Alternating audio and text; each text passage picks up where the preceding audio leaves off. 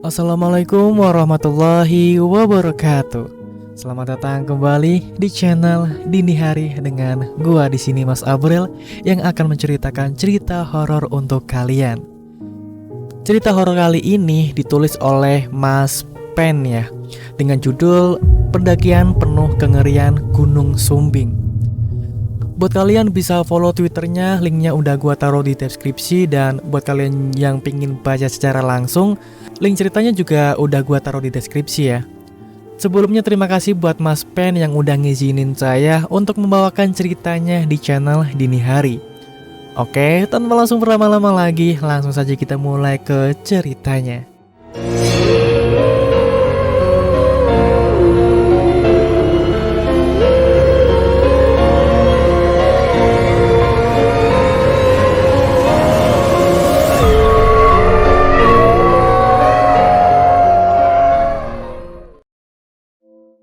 Cerita ini dimulai dari hobiku yang suka mendaki gunung. Nama dalam cerita ini disamarkan ya guys. Cerita ini dimulai ketika kami berempat nongkrong dan berencana mendaki Gunung Sumbing. 4 orang ini sebut saja Coki, Bima, Tian, dan aku sendiri. Untukku dan Tian ini pendakian kedua kami, karena memang kami kakak beradik. Jadi saat aku berencana mendaki, pasti ku ajak dia. Nah, singkat cerita, kami ngobrol membahas hari yang enak untuk berangkat. Dan kami putuskan untuk mendaki hari Senin, karena pas anak-anak pada libur semua. Setelah mempersiapkan ini, itu, dan semuanya udah beres, akhirnya hari Senin pun tiba dan kami memutuskan berkumpul di rumahku. Aku bilang kedua orang temanku itu untuk berangkat pagi dari rumah, supaya nanti tidak bertemu malam di jalur pendakian itu. Kenapa aku tidak mau bertemu malam di jalur? Ya, karena ada sesuatu yang janggal di pendakian pertamaku kala itu. Perjalanan dari rumahku menuju BC Sumbing via Garung sekitaran 2 jam. Kami sampai di BC jam 12 kurang. Ya, karena si Coki ini anak paling tidak tepat waktu, jadi kami maklumi saja. Setelah melakukan simaksi dan sholat duhur, kami memulai perjalanan pada siang itu. Kami memilih jalur baru karena aku dan adikku Tian dulu pertama ke Sumbing juga lewat jalur itu. Sebenarnya ada 2 jalur, jalur baru dan lama. Nah, di jalur lama ini jalannya menanjak terus, sedangkan jalur baru ini sedikit enak tapi lebih panjang. Kami pun berdoa sebelum memulai pendakian itu agar diberi keselamatan sampai pulang kembali rumah. Karena aku paling tua di antara kita berempat, aku berjalan paling depan, sedangkan adikku Tian yang paling belakang. Setelah lepas dari perkampungan, kami dikejar seseorang. Sontak kami berempat kaget. Dan akhirnya orang tersebut mendekat dan memulai obrolan kepada kami. "Dari mana, Mas?" tanya orang asing bagi kami itu. "Dari Magelang, Mas," jawabku ramah kepadanya. Setelah itu, kami diajak ngobrol orang itu dan dia terus mengikuti kami. Menurutku, orang tersebut sedikit kurang waras, karena omongannya banyak ngelanturnya. Ya sudah, kami iyakan saja omongannya. Setelah sekitar 30 menit kami berjalan, aku memutuskan memberi dia rokok agar orang itu tidak mengikuti kami lagi. Dan benar, setelah ku berikan rokok, dia tidak mengikuti kami lagi. Sebelum dia pergi, dia berpesan kepada kami agar hati-hati kalau nanti ketemu bapak-bapak berpakaian hitam di atas sebelum persimpangan. Sontak, kami berpikir apakah benar ada orang nanti di atas seperti yang dia bicarakan. Nggak mungkin ada lah. Soalnya jalan ini terbilang lebih sepi dari jalur lama, gumamku dalam hati. Setelah sekitaran 10 menit kami berjalan, kami melihat dari kejauhan sosok manusia yang menggunakan pakaian serba hitam. Dalam hatiku hanya bisa menguatkan agar pikiranku tetap waras. Sudahlah, jalani saja. Niat kita juga gak ngapa-ngapain. Semakin naik, semakin dekat dengan orang tersebut. Akhirnya, kami benar-benar dihadapkan dengan orang yang berpakaian serba hitam itu. Kuberanikan untuk menyapanya. "Mari Pak," salamku kepada orang tersebut. Tak ada sedikit kata balasan dari orang itu. Kembali dan kembali kukuatkan hati ini, walau kulihat kedua temanku terlihat pucat. Kukuatkan mental mereka, kuajak mereka ngobrol agar pikiran mereka kembali waras tanpa memikirkan kejadian barusan. Setelah persimpangan itu, aku ingat betul ada pelang petunjuk ke arah puncak. Kami berempat tidak satu pun yang menemukannya. Akhirnya kami terus berjalan tanpa arah. Ya, walaupun masih terang, kami dibuat nyasar kurang lebih 3 jam. Setelah aku merasakan ada yang tidak beres, aku memutuskan untuk kembali ke persimpangan tadi sembari mengajak mereka ngobrol agar mental mereka kembali utuh. Aku mengajak mereka berdoa kembali. Dan benar, akhirnya kami bertemu pelang tanda ke arah puncak itu. Logika bekerja keras memikirkan hal itu. Sudahlah, jangan dipikirkan. Ku coba menguatkan mentalku lagi. Kami berlanjut berjalan terus sampai akhirnya kami menemukan sebuah sendang. Sendang yang aku tidak ingin temui saat adzan maghrib berkumandang. Ya sudahlah, mau gimana lagi kalau mau turun juga jauh. Kami kemudian menunggu adzan selesai dan memutuskan untuk sholat maghrib di situ. Dan gangguan-gangguan gaib pun mulai terasa dari situ. Saat kami sholat, serasa ada banyak sekali mata yang mengawasi di sekitar kami. Sudahlah, mungkin halusinasiku saja. Selepas sholat, kami lanjut berjalan, tak lupa kami berdoa kembali. Selang beberapa lama kami berjalan, kami mendengar ada suara orang sedang mengobrol dan ternyata memang orang. Ada 4 orang pendaki dari Jakarta yang kami temui di situ. Kami pun mengobrol sebentar. 10 menit berlalu, 4 orang pendaki dari Jakarta itu memutuskan untuk melanjutkan perjalanan menuju pos 2. Dan kami masih menghabiskan rokok dan cemilan yang kami punya.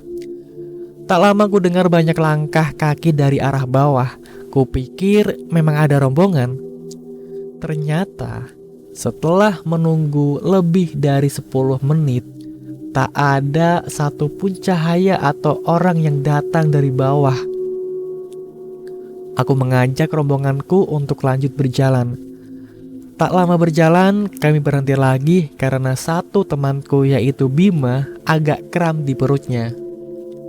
Aku pun mulai mengeluarkan kompor dan membuatkan secangkir teh hangat untuknya. Ya, walaupun sekalian bikin kopi untuk kami bertiga. Di kegelapan itu, si Bima kusuruh mematikan senternya, yang dari tadi dia arahkan ke atas pepohonan di sekitaran kita. Tiba-tiba, Bima mematikan senternya dan diam. Pucat sekali kulihat mukanya. "Mas, jalan lagi yuk," ucap Bima mengajakku untuk segera pergi dari tempat itu. Aku bertanya-tanya apa sebenarnya yang dilihatnya. Sudahlah, kutanyakan nanti saja setelah turun. Di tengah perjalanan menuju pos 2, aku tiba-tiba terdiam karena ada sosok putih melintas di depanku. "Mas, kenapa berhenti?" tanya Coki yang berada di belakangku. "Bentar, berhenti dulu, sebat dulu," sahurku agar mereka tidak panik. Kembali kukuatkan mentalku. Aku hanya bisa berdoa agar kami diberi keselamatan saat itu. 10 menit istirahat, di situ kami benar-benar dibuat takut. Karena kami berempat mendengar suara seperti geraman macan di situ. Kukuatkan mentalku, kuajak mereka kembali berjalan melintasi gelapnya hutan nan rimbun itu. Cahaya senter pendakiku lihat dari sela-sela pepohonan. "Pos 2 Cah, ayo buruan," ucapku untuk menyemangati mereka yang sedari tadi diam. Sampailah kami di pos 2. Kami memutuskan untuk mendirikan tenda di pos 2 ini karena mental dan fisik kami sudah kecapean. Di pos 2 ini ada 8 orang, rombonganku dan rombongan orang Jakarta tadi. Setelah selesai makan, kami putuskan untuk membuat api unggun karena waktu itu dingin sekali. Tak lupa kami meminta izin untuk mengambil ranting-ranting kayu yang sudah mulai mengering di pohonnya. Jam 10 kuputuskan untuk tidur. Kupejamkan mata ini dan aku pun tertidur pulas. Ya karena memang sudah sangat capek. Tepat pukul 2, Coki memukul-mukul kepalaku dengan kerasnya hingga aku pun terbangun. "Kenapa toh, Cak? Mengganggu saja," kataku sedikit kesal. Coki hanya terdiam dan menunjuk ke arah sebelah shelter. Ya memang di pos 2 ini ada sebuah shelter kecil. Kulihat ke arah yang ditunjuk Coki. Kulihat ada sesosok wanita tua berambut panjang. Saking panjangnya, kalau jadi duta sampo anggun, kalah deh. Bercanda. Sosok nenek-nenek berambut panjang itu hanya terdiam membisu di sebelah shelter. Lama aku menatapnya.